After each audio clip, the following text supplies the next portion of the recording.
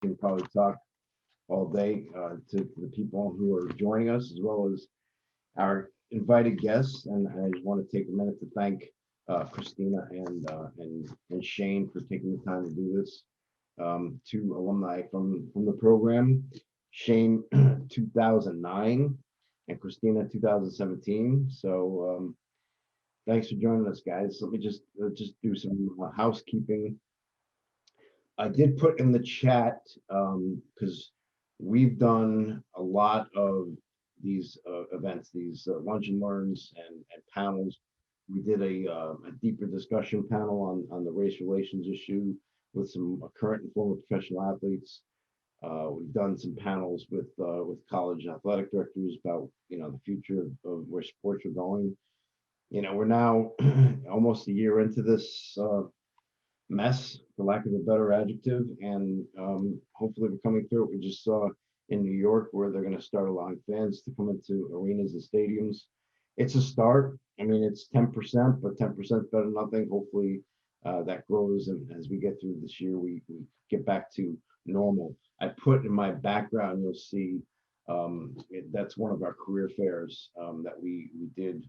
One of dozens and events that we had with people on campus speaking, the top power brokers from the industry, as well as panelists, and these career fairs were always a big hit. And we really miss, and I know speaking for Mark and Laura and others involved with the program, we miss seeing you guys face to face and sharing a coffee and shaking hands, and hopefully, like I said, we can get back to that soon. So it is what it is. We'll get through it. I want to introduce first of all and thank Laura Persky, Dr. Laura Persky, for joining us. She's the dean of our program, School of Professional Studies. For those of you who knew it as something similar, it's now School of Professional Studies. Laura, thanks as always for your support. And I want to introduce a dear friend and somebody who is now the chairman of our advisory board. And Mark, if you would say a few words, I would. All right, get over yourself. No, thanks, Dave. Yeah, we the advisory board was kind enough. Dave was kind enough to ask me to be chairman, and we're going to be expanding the advisory board in the next few weeks or a month. Some pretty good names in the sports business, which I'm not at liberty right now to tell you, but as soon as I have them locked in, Dave and I will send out a notice about that. And we're also looking at increasing the alumni events like this and maybe some other events once we're able to get back together. It would be kind of fun. So I'm looking forward to today's lunch, and I'll throw it back over to you, Dave. Okay, Mark, thank you.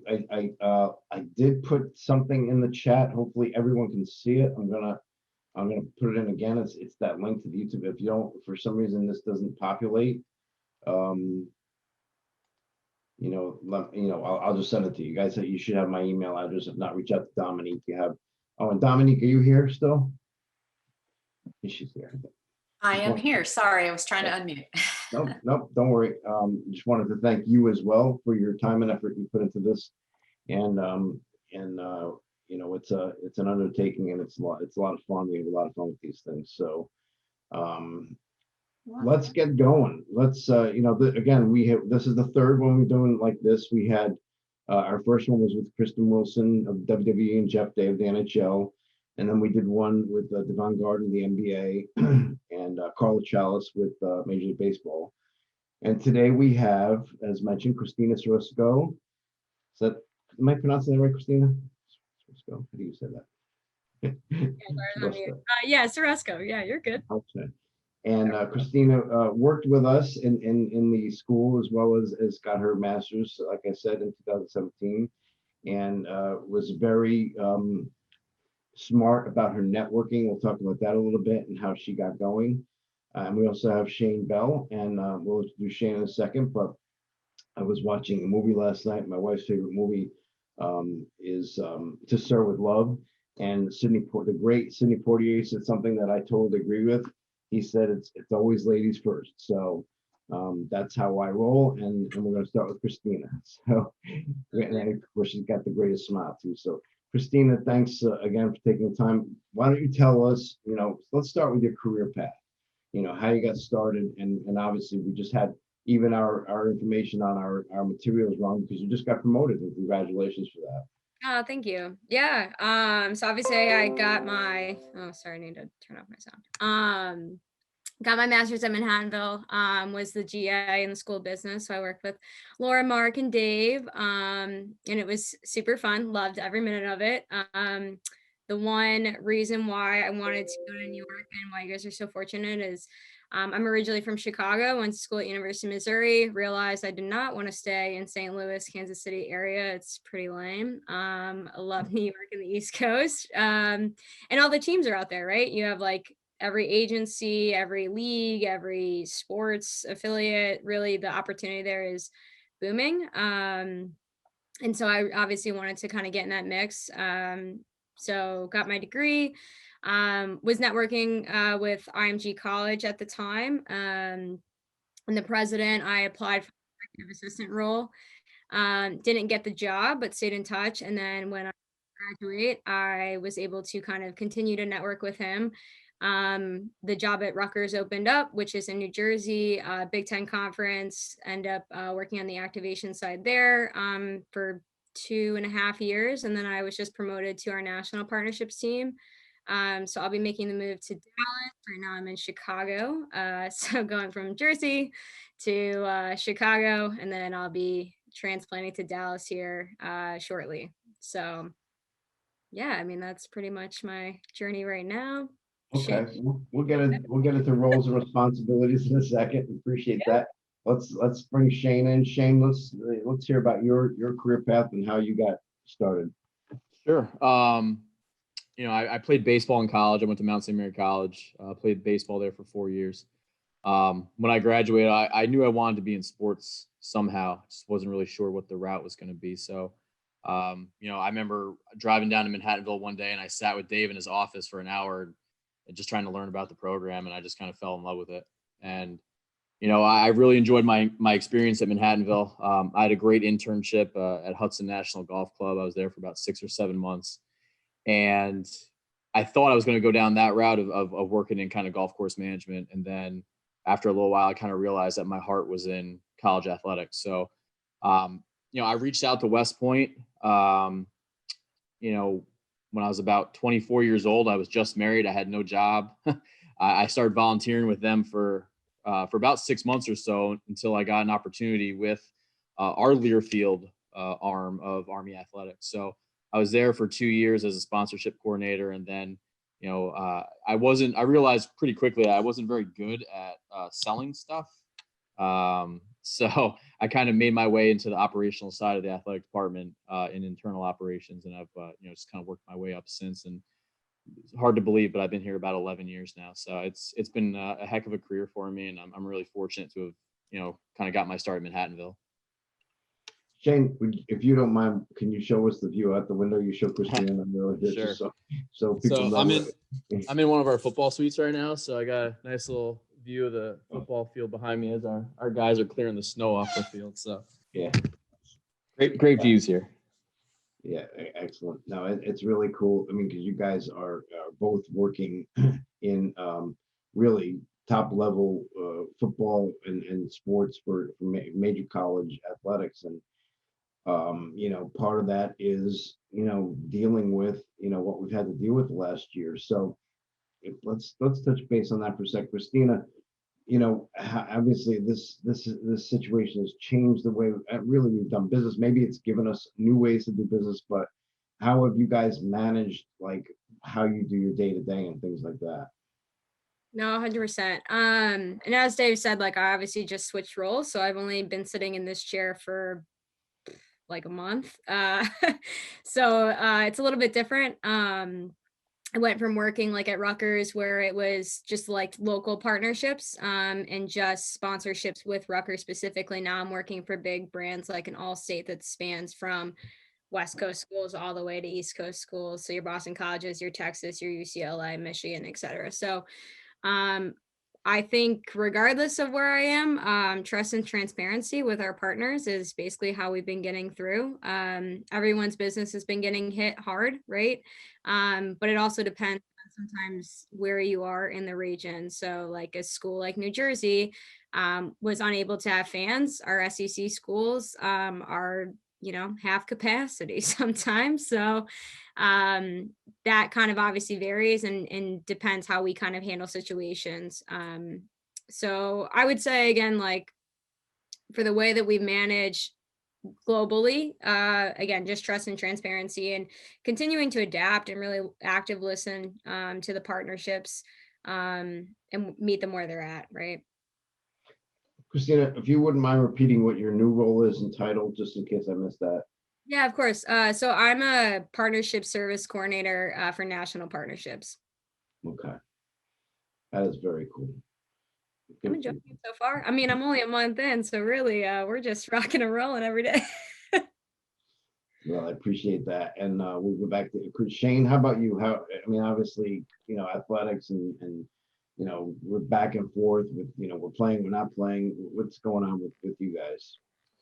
So I'll jump back to how it was about a year ago, late March or so. And, we're in the midst of a normal season. We're getting ready for playoffs for basketball and for hockey. And then in the span of a week or so, everything was kind of taken away from us. So we immediately transitioned to working from home for about 2 months or so. But with what we do specifically and trying to ramp up for football season, we were back in the office by probably late May or so. And that's when, kind of all the fun began for us in terms of trying to get ready for a football season.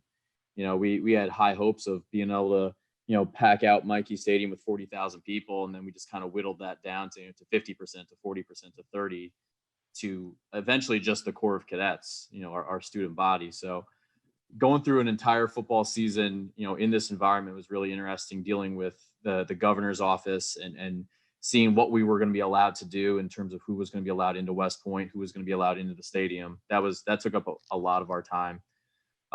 Working with doctors, with hospitals, with labs, trying to get, players and visiting teams tested. So, our experience during that time was 80-hour weeks, just trying to figure out how we were going to operate in this new environment. We were very, very fortunate to be able to pull off 8 home football games, including Army Navy at West Point for the first time since World War II. And we had Army Air Force the week after. And then we got to go down to Memphis for the Liberty Bowl. So all in all, we had a 12-game season. We were pretty fortunate, but it was a very challenging time for all of us in the college athletics industry. Yeah. And how are things shaping up for the spring sports? Or obviously, we're finishing up with the winter sports and basketball and hockey and all that stuff. How are things going, going forward? Good so far. We're like you said, we're wrapping up the winter season. Basketballs and hockeys are still competing, and those buildings are empty.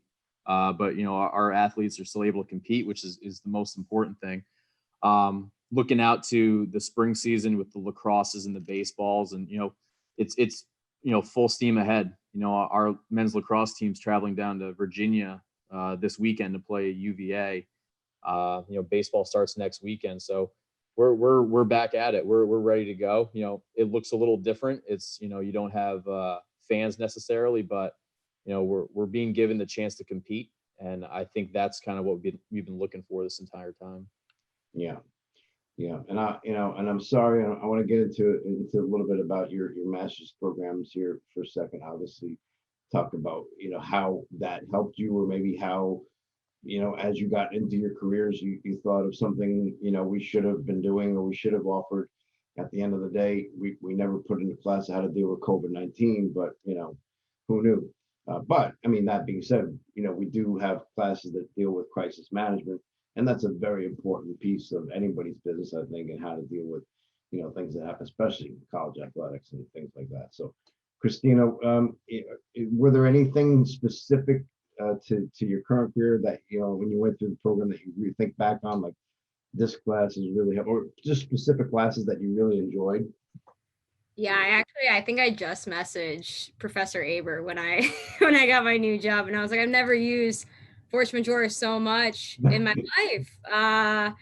And it was so funny. I think I was speaking to one gentleman. It was one of our radio partnerships, a little bit obviously deep in his career. And he's like, I've been doing this for 25 years and never had to use this part of the contract. I'm like, well, thank God I'm getting this on the front end. I feel like I just came out of law class. So I think that, you know, some things you don't even realize you're really going to use, right? Like even when you come out of undergrad, you're like, oh, I'm never going to use this algebra class. And all of a sudden it hits you right in the face. Like, shoot, I should probably pay more attention. But I think some of the classes that I took were super helpful, but I also think the relationships that I built were probably the most important part. You know, I saw Eugene on this call, and Professor Doris, and Mark, and so many of these people that I obviously still have on LinkedIn, or just still keep in touch with. A lot of my friends that have come out of this program that obviously work in this field that I still keep connected with, and I think that's super important. I don't know. I think this industry is completely relationship based. Obviously, it's your skill set and you need to continue to learn. But at the end of the day, people don't want to work with people that they don't like. So continue to be kind and smart and hungry, really. Wow. You put a lot of great stuff in that last two sentences. At the end of the day, yeah, you want to work with people you know, you like, and you trust, right? And it's you know, and also the networking piece, critical. And I'm gonna ask you guys, and I'm assuming you're gonna say it's okay because we have a mix here of people from the industry, people in the program currently, and some alumni and stuff. If it's okay for them to reach out and connect to you guys on LinkedIn. Yeah, of course. Yeah, no doubt. Yeah, of course. Yeah. So Shane, how about you? Anything specific that you felt helped, or maybe something that you got into in your career and you thought, wow, this might be something that I wish I had taken or learned earlier? It's a good question. I mean, looking back on my time at Manhattanville, I think the biggest thing for me, like Christina said, was the relationships I was able to make. You know, a couple that stick out are John DiArgenio from Siena, the AD at Siena. We had Pat Lyons from, at the time, Iona, the AD Iona, come in and speak to us, and he eventually went on to be the AD at Seton Hall. Seeing people like that who are in the industry that I was looking to get into, and kind of learning about their experiences. I mean, I think that really helped solidify the direction that I wanted my career to go. So I mean, that was incredibly valuable to me. Also, Walter Retcher, he was kind of my pseudo advisor when I was at Manhattanville. He taught my entrepreneurship class, and he really helped me with my internship. Like, he went on the meeting with me when I first met with Hudson National Golf Club, and that I still keep in touch with him to this day. Like, he was invaluable in my career. So, but in terms of, you know, looking back, and you know, there's so many things that I think I wish I could have taken advantage of at Manhattanville that, you know, that 24-year-old me probably didn't do the best job of. You know, I would love to have probably worked on my network a little bit more. That would really have helped me out. And I know all the stuff that Manhattanville does now for its students it's a little more robust than it was when I was there, you know, in 2009 or so. So I would say to everyone that's out there, just use your resources. I mean, you know, Manhattanville has given you this wonderful opportunity to meet people in the industry, to form those connections. These are connections that might seem off the cuff right now and not overly important, but it really could lay the foundation for your future. So use every day as an opportunity to meet people, to talk to people, allow people to get to know you, because eventually those are going to be the people that are going to decide on whether you're going to be hired or whether you're going to be promoted. So definitely use your resources. Excellent. Really good advice there. I mean, you guys are good. I mean, it's really, you know, no, seriously. So, you know, you bring up networking, and it's so important, not just at Manhattanville, obviously, not just on social networking, going to these events. And there's a ton of it, you know, when, you know, even pre-COVID and hopefully post-COVID, but also these online webinars and seminars. My question is, Christina, we'll start with you again. When you're in that phase of, listen, I want to get into the industry. This is kind of where I think I want to go. These are the people, you know, I should meet or know. How do you go about, you know, I've always said there's a fine line to, you know, be aggressive, you know, when you're in your job search, reaching out to people, following them through resume, you know, did you get it? Did you like it? Well, you know, and being a nuisance, and, you know, and, you know, people who are constantly, hey, you know, what's my next, you know, so how do you kind of manage, or how did you navigate that when you were starting your search? No, I mean, absolutely. I always try to walk the fine line, right, between being persistent, between a pain in the egg. We'll keep it PG, right, Laura? And it was actually kind of funny. I think some of my early on introduction letters, I used to sign it off like your favorite PIA because I was such a PIA. Like I really wanted to work for you. And I kind of made it like in a funny way, but of course, like I was trying to be respectful of their time. Obviously, as Shane knows, like we're going through a pandemic, like I'm swamped like with my new job, but that doesn't necessarily mean that I'm not going to take 15 minutes to give back. I think everyone in this industry really wants to see people elevate and succeed. I think it's one of the best things about working in the sports industry. I think it's completely different than some of my nursing or teaching friends or any other industry that you really want to get into. Like this is like one big community, and I will say it gets really small. Like it gets really tight sometimes. Even just before this call, Shane was talking about the people that we knew within the industry together. So I think just again being efficient with people's time and also understanding where they're at, whether it's in their season or what's going on in their life. Be attentive. Like if you're going to reach out to someone in the NBA, probably now is not the time. They're just starting up. So maybe wait until postseason or see if you can find something that again maybe drives conversation. So if it is I'm just giving sponsorship examples, but if it is a partnership they just signed, send them like congratulations on the partnership. Don't just always reach out to request for time. Sometimes it is just those quick hits to say like I'm thinking of you, like I'm excited to eventually speak with you or whatever that case may be. And I also think it's important to network when you're not looking for a job. Like network now while you're in the middle of your degree. Like don't just like wait until the end to start like poking people, and then you're starting to get this like rush, like, oh my gosh, I need a job right now. So for example, I just talked to some gentleman the other day. I'm in this sponsorship space group. And he was like, to be honest, he's like, I thought you were gonna like ask about like open job opportunities. I'm like, no, I just got hired somewhere. I just want to talk to you, So it was almost like a sense of relief, and that we could just actually just, I don't want to say shoot the shit, but shoot the stuff just freely and just talk. And then when the time is right, when I am re-looking and I'm thinking about job opportunities down the road, I've already had that conversation and that relationship is already built. Not just on, when I'm asking for things. So that would be my advice. Obviously, just again, be attentive and stay hungry again. We're gonna get a show with you and Amy Trask. All right, we're gonna put you guys on YouTube. I know. I'm sorry. I really work out. No, it's fine. Listen, I hear Jeffers swear all the time. So yeah, we're all adults. Just kidding. I love you. Like No, really good stuff, Christine. I appreciate that. And Shane, how about you in terms of that question? Obviously networking is key, but when you're starting to manage that, how the heck do I get into this field kind of concept? Sure. So when I was coming out of Manhattanville, I realized pretty quickly that I didn't have the resume that a lot of people had. I spent 4 years in college playing baseball and, doing all the stuff that normal college kids do. I didn't really have that robust, experience to fall back on. So when I was reaching out to places, I realized really quick that, I can't be like, hey, here's this piece of paper. This is what I've done. But I would always tell them, hey, like, let me just come in. I'll volunteer. I'll work games. I'll do stats. I'll do all the dirty work that no one wants to do. I'm not looking for money. I'm just looking for experience. And I felt like if I could get my foot in the door, that I could outwork other people and give me an advantage. And that, I think for me, that really helped me out. And that's something I always relay to kind of this next generation where it's, the paycheck's going to come. It's kind of hard to see it when you're 22 years old, but it will come.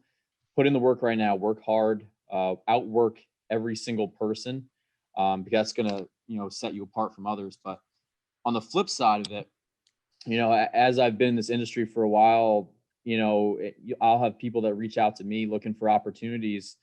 And probably the most important thing for me is to always extend that hand backwards and try to pull people along with you. There's been so many people in my career that have given me opportunities And I would feel like I was doing them a disservice if I said no to somebody else. So, like I said, outwork people, do it for free if you're able to.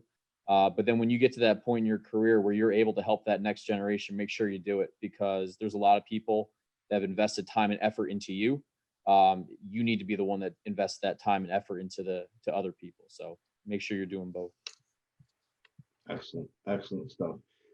Before I get into, I'm just going to feed off of that for a second, tell a story. But before I do that, I just want to say, if you have questions, and you should all have questions, I would hope, you can either put them in the chat and I'll manage that and I ask your question for you if you're shy, or, please raise your hand and ask your question. Let's make this more interactive with the group. At the end of the day, when we do these panels and events, at the Recastle or anywhere, people are like, I'm not going to ask the question. Maybe somebody else will ask it. But then there's always a big run up to the speaker after the speakers afterwards, right? You can't do that here. So, well, you could, but at the end of the day, this is the time, because what's on your mind might be on the mind of some other people here as well. So please don't be shy. One. Number two, Shane just said something that triggered my thinking about a guy by the name of George Bodenheimer. Some of you may not know who George Bodenheimer is. He was at one point the most powerful person in the sports industry. He was president of ESPN, CEO, president, whatever the combination title was. And he, when he got out of college, and I believe he went to Denison, he was, his buddies were getting jobs, and he may have had a job, I forget, but he basically went to his dad and said, there's a startup company, that is looking, they're offering me this job, but it's kind of menial. It's working in the mailroom. It's driving people to the airport. And his father said something that I think should stick and resonate with all of us, and that's basically, pursue, George. He said, George, pursue your passion, because money will come in life, if it's meant to be, have money, and he does have money, but that, it was a startup company, and so he said, this might be a good opportunity. Well, the startup company happened to be ESPN, and like I said, he went on, and he's a great example of somebody who worked his way up from that level to being president CEO. Another guy, really, whether you like him or not, is Roger Goodell, because Roger Goodell started as an intern. I think with the Jets, actually, and as a Jets fan, I can, anyway. He obviously, he was making $45 million a year, so yeah, he pursued his passion. So if you have a passion for this industry, don't pursue it because you think you're going to get rich from it. There's lots of ways to make money in life, and I know lots of people who've made a lot of money, and quite frankly, they're not the happiest people, and they'll admit that. We've had people come into this program who made a lot of money in finance, and they just come to me and they say, my passion's always been sports, and so with that said, does anybody have any questions they'd like to ask our panelists? Anybody? I have a question. There you go. I know it's not on you, Maggie. Go ahead. Mine was actually for Christina. Good. So I'm always been interested in getting into like corporate sponsorship and partnership. But most of my experience and things have been kind of like coaching centric and more experience kind of with sports and coaching and management wise. So what would your advice be for someone trying to bridge the gap of like being kind of like a coach and a manager with that kind of experience, trying to get their foot in the door in more of like the business and marketing side of things? Definitely. So I would say, coming from the coaching side, like lean into some of the skills you've already developed, right? Like time management, your organizational skills, a lot of that stuff I am like dealing with like now, especially being in my role. Like it's very organizational, asset driven, heavy. I think that specifically to Learfield IMG, when I was starting, I didn't realize the full scope of the work I'd be doing until I got in. So if you can, again, lean into some of the skills that you're learning from coaching and just kind of, highlight those a little bit more in your interviews. And again, speak to people, whether it's me or other people in corporate partnerships, and say, like, we could have a one-off conversation about what I'm doing every day, or like on my day-to-day, and I can talk through that, to just kind of, again, give you an insight. So that way you can be like, okay, I kind of actually do that in my day-to-day. I'll highlight that more in my interviews, or, hey, I should, I don't know, work on this a little bit more moving forward. So I think any job, and I mean, Dave and Laura can attest, like, I had 5 jobs in Manhattanville. I was a dog walker for the Army hockey coach, actually. I was working at Soul Cycle. I was a GA. And not everything was like applicable, right? But I had to use that and say, like, listen, my time management skills are prime. My customer service at Soul Cycle, amazing. My, communication, awesome. And a lot of that stuff you're already doing. It doesn't have to necessarily directly say, I was working on partnerships like services, because I wasn't before. I had never done it. And people are gonna take note on some of the things in the ways that you carry yourself, and again, just that networking on the front end can really push you along. So lean into some of that stuff that you're good at right now, and then again, continue to network and really pull that apart. Thank you. Thanks, Maggie, for the question. Anybody else have it? And I just want to say something, and I don't want to embarrass her. When we talk a lot, the professors in the program, myself, about students, and and usually it's positive. And when one professor says, "This is a really good student," this is somebody what. But when every single one of them comes back to you and says, "This is a superstar," then you start to remember. And Maggie has been targeted by her professors as being somebody. So if you guys are hiring, anybody out there, well, they're all great. But I mean, I just wanted to shout out to her, because I'm very proud of the fact that this program has successful graduates, obviously. And we have people, let's be honest, who graduated from the program who are not, maybe they didn't get their dream job in sports, and maybe they just, they pivoted. The program is still helpful in terms of their business acumen, hopefully the things that they've learned, and the networking to help them in their career. The master's degree is never going to hurt you, So I just wanted to say that. Any other questions? Oh, here we go. Hey, Dave, I actually got a question for Shane. Good.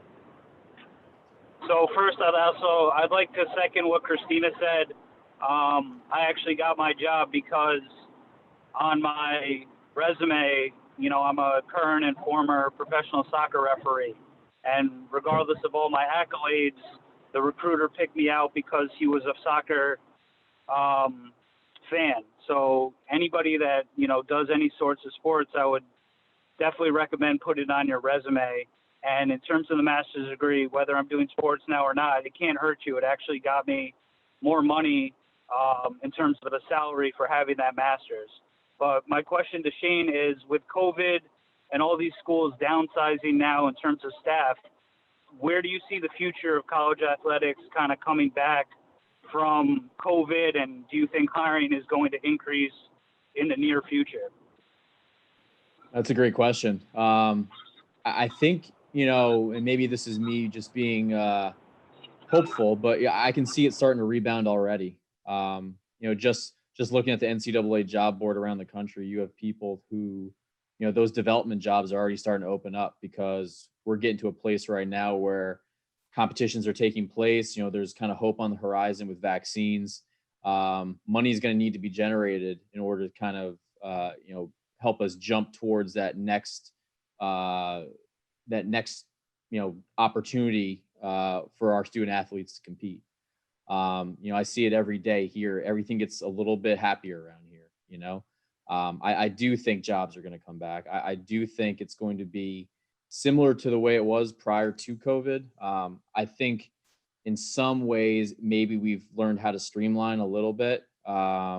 Unfortunately, there's been staff members who've been let go around the country that, may not get a job in the industry in the same area of college athletics again. I think we're starting to kind of streamline a little bit.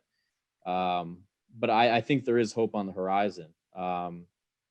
Like I said, we're getting to the place now where folks need to generate revenue so that, student athletes can compete again.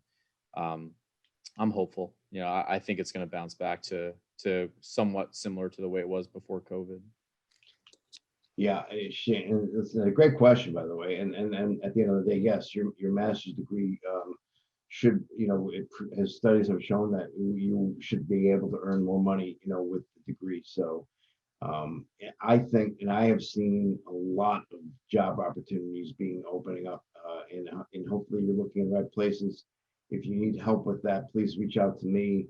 I can certainly tell you, the better places to look and the places maybe you should avoid.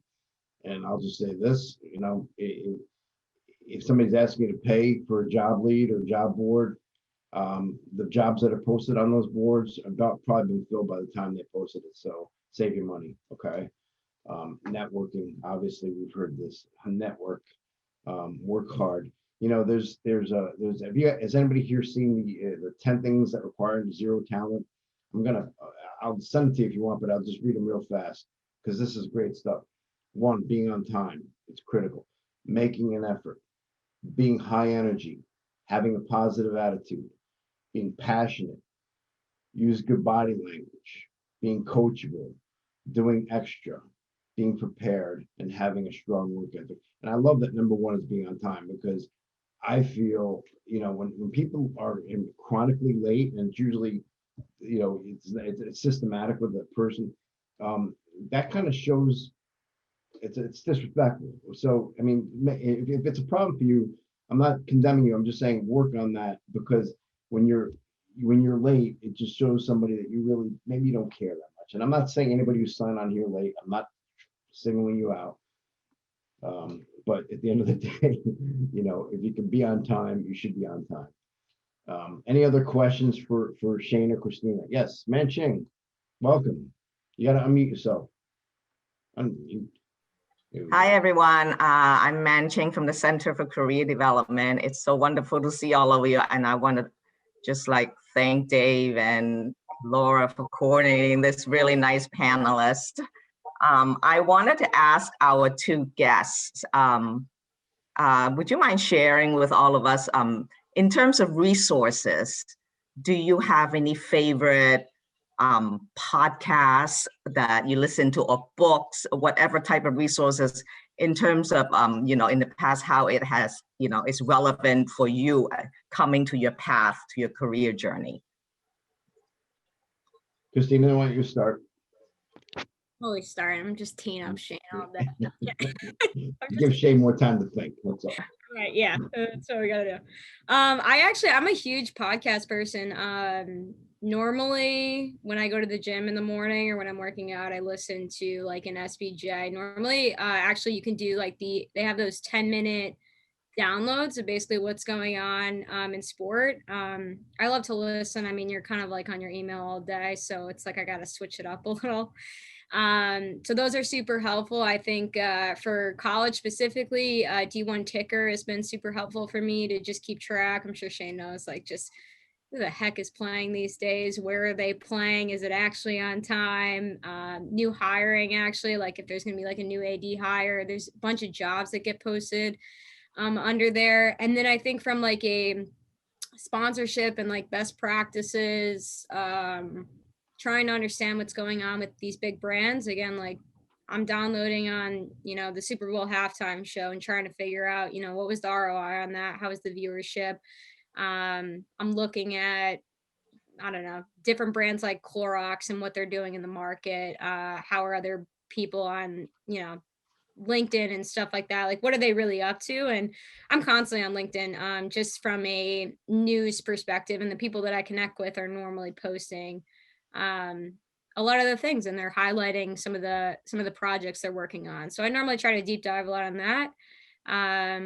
As far as books go, I'm like a big mental growth kind of gal. So books like Grit by Angela Duckworth or Relentless. Tim Grover is that was Jordan's trainer, is super good. Makes you want to run through a wall. I'm kind of like into that space. So try to be less a little sport oriented there, more mindset books, and again, LinkedIn, D1 Ticker are kind of my jam. Good stuff. Yeah, Shane, same thing with me. I mean, D1 Ticker is kind of like the Bible for those of us in college athletics, and it's not just D1 Ticker, but there's D2 Ticker, there's D3 Ticker. You know, I read those on a daily basis, start to finish. Those are really important. It's actually kind of funny. D1 Ticker came out a couple weeks ago or a couple months ago with their own little podcast. I'm looking for it on my phone right now. It's the D1 in 5. So basically, they read it to you because, you know, I have 2 little boys, so I don't always get the chance to sit down and read. So sometimes listening to them read it to me is really beneficial. In terms of books, you know, I've been fortunate. I'm engulfed in the military on a daily basis. Never been in the military. You know, my grandfather served, like most of ours did, but I never grew up in this background. And the longer I've been here, the more I've gotten a different mindset in life. And one of the best books that I've read, I read it on vacation about a year or so, 2 years ago. It's called Extreme Ownership from Jocko Willink, former Navy SEAL. It's a really interesting take on just the principles of leadership. He relates it back to his time as a Navy SEAL, you know, deployed to Afghanistan and Iraq. But he takes those principles that he learned on the battlefield and he brings them into modern day and into being a husband, into being a father, into being a professional, owning a business. Really valuable for me. It's one of those books where I start every page and highlighted most of it and came back to work really energized to kind of let people, you know, kind of have them read it as well, because I think it's really beneficial. So Jocko Willink also has a podcast that comes out on a weekly basis that's pretty intense. He's a really interesting guy, but definitely take a look at him. And then I also try to find podcasts that are just have absolutely nothing to do with sports, absolutely nothing to do with bettering myself. Like sometimes I just want to zone out. And my wife has called me an armchair expert for years. And so I watched I listened to the Dak Shepard podcast, Armchair Expert, because it makes me feel just a little bit smarter about how I go about my life. But yeah, always look for those opportunities to kind of find stuff to check out as well, because give your brain a break sometimes. Good answers and a good question, and thank you, mentioning and you know, when I started my career, my first job as a sports information director up at American International College, my first real job, I guess you'd say. But there was a sports writer, and he got to know me pretty well, and he said to me, "Dave, try to read the front of the paper as well, you know, because if you understand the tabloids, sports is always in the back, and when you go over a sports fan, you start in the back and you work your way this way, you know." And so the advice was well taken, you know, kind of know what else is going on in the world and know, you know, that there's more to life than just sports. Although, you know, we all love sports. Obviously, we wouldn't be doing this if we didn't. So anybody else with a question for either Shane or Christina or both? I have a question. I have a question. Yeah. Oh, sorry. Go Okay, ahead. let's go. Shelley, let's go with you first. Hi, thank you. This was a really informational panel. I have a question because I am looking into possibly joining the Manhattanville for sports management. I've been in the entertainment world and built a career in music. And I wanted to know how heavy sports driven, because it seems like Christina and Shane, you always had a passion for sports. I have a passion in business. So I'm trying to see like what's the percentage like? Is it more business focused or is it more sports driven? Why don't I start? I'll start answering that question, Christina, and then you guys can jump. I'll go first. Yeah. So in my specific role right now, I feel like while I am obviously I enjoy sports. I grew up playing sports. I love the competitive nature, which you obviously love business. So you probably love a little bit of that as well. I think for me now, I'm actually super focused on brands, right? Like I'm looking at, Allstate, I'm working with Confluent Health. I'm really trying to understand big time brands. Yes, I understand a lot of the collegiate landscape and how that intersects, but I'm learning so much more about outside of my scope. And I'm enjoying that, right? Like I like to see how I can problem solve and take a company that's dealing with something, again, like an Allstate or let's just say Dos Equis, and figure out, what is the problem or not what's the problem, but what's the challenge that you're facing when you're trying to drive sales and how can I help you leverage college sports to really elevate that brand. So I think for me, I'm able to kind of touch a bunch of things, right? Like I'm in the scope of sports, right? But it's very business heavy right now. And I'm focused more on like digital and social than I have just being at the games in the past, right? My job is now how to elevate these in the best way and very business heavy rather than sports. And you'll come to find out, like I work with a ton of people that I don't want to say they don't even understand. They didn't even know the Super Bowl was happening. Like, and I'm like, I'm sorry, what? Yeah, the bare basics. But sometimes, like, again, the people either sitting across from the table or even the people that are doing media buying for us, like they're helping me learn media buying and I'm telling them the score that just happened and, the hit of Tom Brady essentially. So I don't think you have to be a wizard in sport. I don't even think you really need to dive too deep. I think you need to be more business centric than some might think. Thank you for that. Of course. Yeah, so college athletics might be a little different, obviously, than the world of Learfield. Lucky when I got out of Manhattanville, I was able to kind of see the world of Learfield and kind of understand that world. But with college athletics, it really is probably a passion. That sports in general is probably a passion. It's my wife likes to troll me sometimes and tell people that all I do is I just go to games and I just watch football games and hockey games. But I would say only 20% of my life is probably going to games. The other 80% is in the office, speaking with coaches, speaking with the student athletes, with other staff members. In operations, it's really you're kind of that cog in the center of a wheel where everyone kind of comes to you and you're trying to put together this puzzle of how to compete safely, how to get your teams on the road to travel.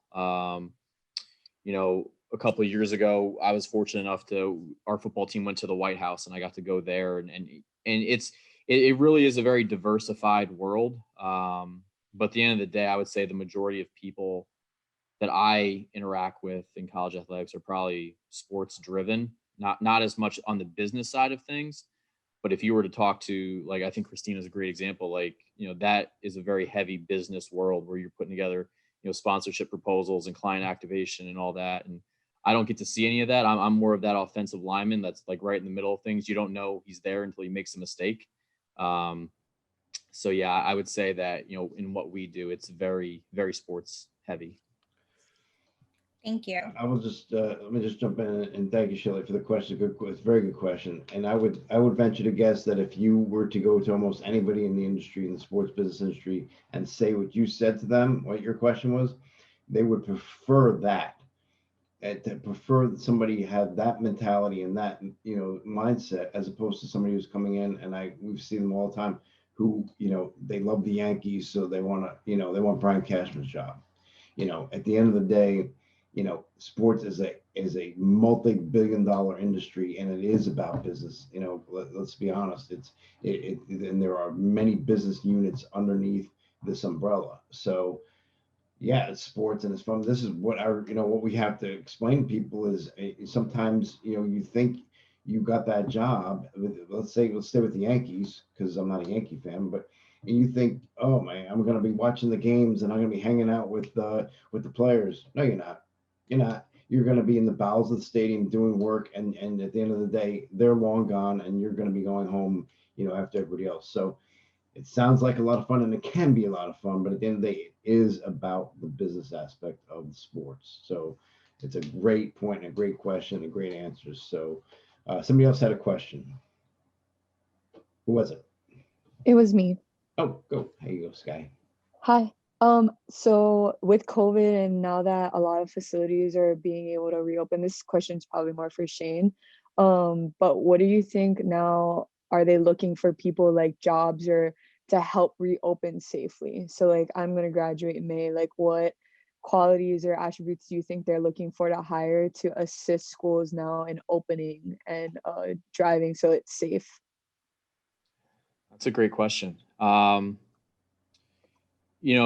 of like what I mentioned a little while ago, I think from the college standpoint, I think development is huge right now.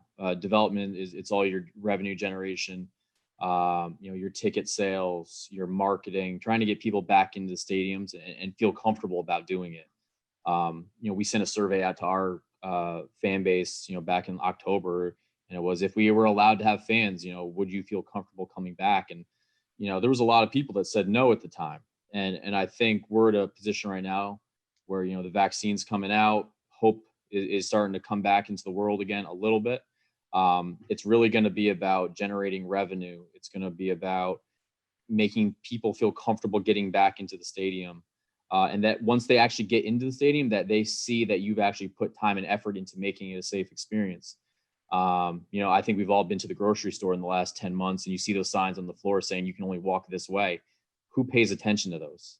I don't, and it's usually it's because I'm just not paying attention. But from a event operations standpoint, you want to make sure that you have the right people in the right positions to make sure that people are comfortable when they come back, that you have adequate signage and all that. So I would say when if you're focused on a career in college athletics and kind of trying to figure out which direction to go in this environment.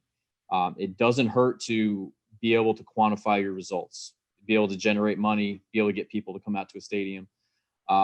If you're more like me and you're more of the back of the house kind of person and you're trying to put that puzzle together, crowd management is huge. I'm fortunate enough to work with our CSC partner on a daily basis. They're our event staffing company that's coast to coast and does the Rose Bowl and many of other stadiums around the country. Trying to work with them on making sure that people are comfortable when they come back to a building is going to be super important once we start opening the doors again. So definitely revenue generation and then just event operations in general, I think will be really important going forward. Thank you. Great answer, great question. And we got a few more minutes left, and I don't want to keep people because I know you have other things to do. And I just wanted to touch base again on the previous question. You heard Christine at the beginning talk about force majeure and things that she learned about, law that she applies now in her everyday work. And also, we do have it's not just about sports in our program. We have an entertainment component. We're growing that aspect of it. Again, it's about business. One of the first people that come into the program years ago said to me, his goal, and he actually achieved this goal, was to work for the WWE. WWE, obviously, most of you know, is the World Wrestling Entertainment Group. It used to be World Wrestling, Worldwide, whatever Federation. And I looked at him and I just said, it's not sports, right? It's not real. And he said, yeah, I know. So, but when I talk about an organization that is entertainment and does know sports marketing and how to build a brand, they're doing all that there. And we have a ton of, Kristen Wilson, as I mentioned at the beginning, a ton of people who work there. And, I personally, I did interview for a job way back and it was in PR. And I just thought about guys like Phil Mushnick, who I know, who would have just killed me for working for WWE. So it's got to be the right, the company you're working for, the college or the organization really has to be a fit for you personally. So I just wanted to touch on that. Before we wrap up and say goodbye, any last questions or thoughts from anybody? Anybody want to chime in? Questions? Bueller? I have one last question to ask the both of you guys. Since you both underwent so many changes with the pandemic, what is something new and innovative you brought to your field of work that, really sparked a change and made an impact in your day-to-day? Christina? And I'll go here. Don't worry. I would say, so not in my current role, but at Rutgers specifically, we had to do a lot of marketing solutions, as we like to dub it. Don't call them make goods, but a lot of these partnerships, right? Like we didn't have fans in the stands, so when you're seeing signage, you're not seeing like the full impression base of what you were currently had sold, or so and so had hospitality and tickets for football season, couldn't go. So a lot of that money and revenue was lost. A lot of things that I did this year were basically make like Excel spreadsheets and see, okay, how much money is going to be lost. How am I going to go make it up on digital, social, or what else can I give you in this partnership that still aligns with your objectives to make sure that we're giving you what you need, right? And a lot of that is like math equations and speaking with the partner, and a lot of stuff that nobody's really done before, unless, I don't know, a game got cut for whatever reason in a season, but a lot of new stuff. So I really took the liberty to try to, again, simplify that down, right? Just try to take all of the partnerships that we had, try to figure out exactly what revenue we're losing technically, and then how can we go solve the problem collectively as a team. So I would say that was probably my main pandemic project that I've never had to do before, that a lot of my peers have not had to do before, and a lot of collaboration was done, not just at Rutgers, but me calling up my counterpart at UConn or Michigan or Army to figure out, how are you guys staying innovative to try to give solutions to your partners when they don't have tickets, or they don't have stadium signage, or we can't host this check presentation on the field. Yeah, so I would say a lot of that this year was new, right?